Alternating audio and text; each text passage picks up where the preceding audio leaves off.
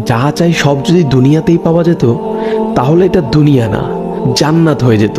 কিছু এলোমেলো ঝড়, কষ্টের দমকা হাওয়া, কিছু অপ্রাপ্তির ভিড় তোমায় কষ্ট দিবে, যন্ত্রণাগুলো পাহাড়ের মতো দেখবে, মাঝে মধ্যে বুকটা ভারী হয়ে আসবে।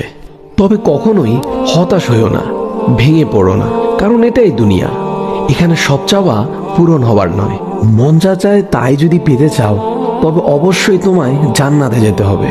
সেখানে তোমায় আর কোনো কষ্টই ছুতে পারবে না। এই যে ছোটখাটো কষ্টগুলো তোমায় আঘাত করে, এগুলো মূলত তোমায় জান্নাতের নিকটবর্তী করে এবং আল্লাহর সন্তুষ্টির দিকে দ্রুত গতিতে নিয়ে যায়। আর এখানে সুখ দুঃখ কোনোটিই স্থায়ী নয়।